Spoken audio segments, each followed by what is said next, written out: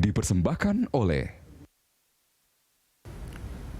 Kita lanjutkan perbincangan, pemirsa masih bersama dengan Kepala Lembaga Eijkman, Prof. Amin Subandrio. Prof. Amin, tadi saya sudah menanyakan ke Prof. Amin ya, bagaimana Prof. Amin dan juga tim tetap bekerja maksimal begitu ya.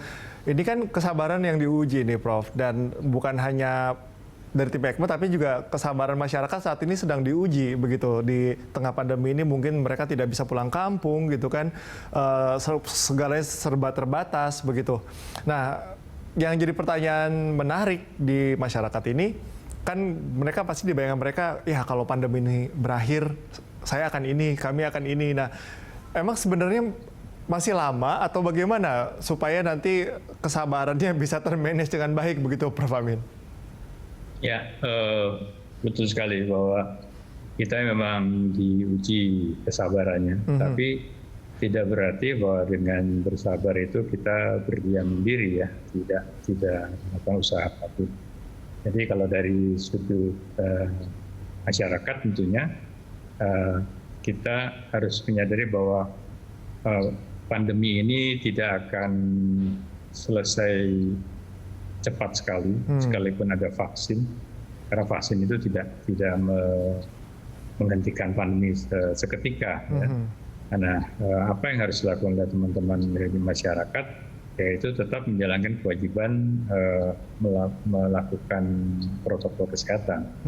Ya, jadi vaksin itu harus berdampingan dengan protokol kesehatan itu, pakai masker, cuci tangan, menjaga jarak, menghindari kerumunan, dan itu merupakan faktor yang menentukan apakah kita akan berhasil mencegah penyebaran virus dan kemudian pada gilirannya menghentikan pandemi, atau pandemi itu akan berkepanjangan.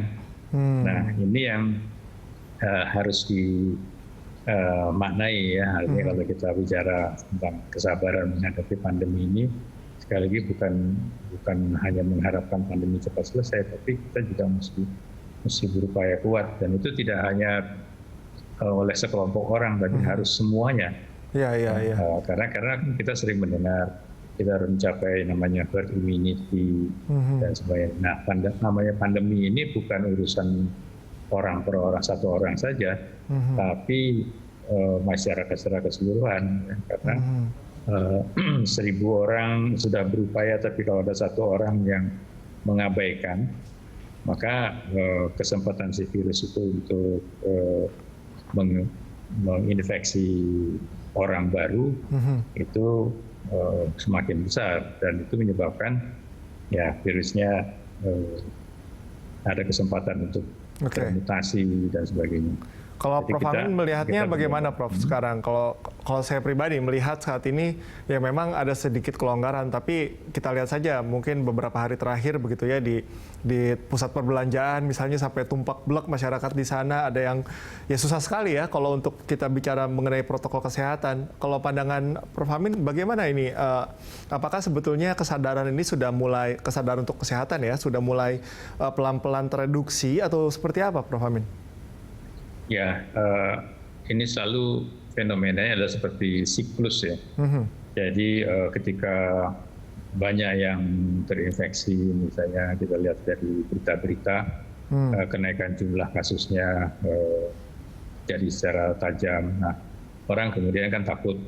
Nah, semuanya mematuhi prosedur-prosedur itu. Ya. Nah, setelah berapa minggu atau berapa bulan, kasusnya menurun. Nah, beberapa minggu setelah menurun, orang mulai santai, ya, menganggap wah ini sudah berhasil nih kita mengendalikan.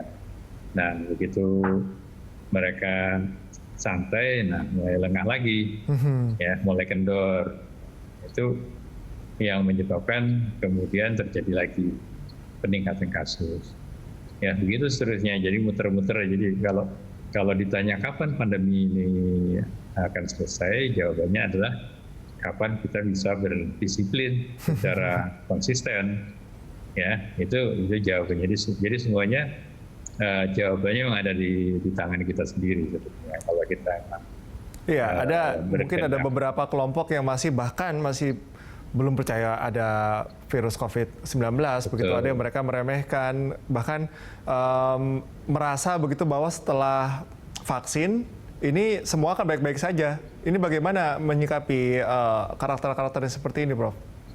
Ya, betul sekali. Jadi survei pernah membuktikan bahwa ada sekitar 20-30% penduduk Indonesia yang masih percaya bahwa COVID-19 ini tidak ada. Ya. Nah, kalau mereka tidak percaya bahwa COVID ini ada, tentu mereka tidak merasa perlu untuk divaksinasi. Ya. Jadi jumlah yang atau persentase yang kurang lebih sama, sekitar 20-30% itu adalah mereka yang masih meragukan vaksinasi itu perlu apa tidak. Ya, selain yang juga takut dan sebagainya. Ya. Contohnya tadi pagi baru ada yang nelpon menyampaikan bahwa ya ada orang-orang di sekelilingnya yang menyatakan sama sekali tidak mau disuntik, ya, entah karena beberapa sebab. Jadi kita mesti menyadari, ya, selain kita harus mengupayakan ketersediaan vaksinnya sendiri, maka ada faktor yang menentukan, yaitu kesediaan orang-orang itu untuk divaksin. Oke, kesadaran itu sangat-sangat penting ya, Prof. Prof, kita akan lanjutkan perbincangan usai jeda, dan pemirsa tetaplah bersama kami di Inspirasi Ramadan. Kami akan segera kembali.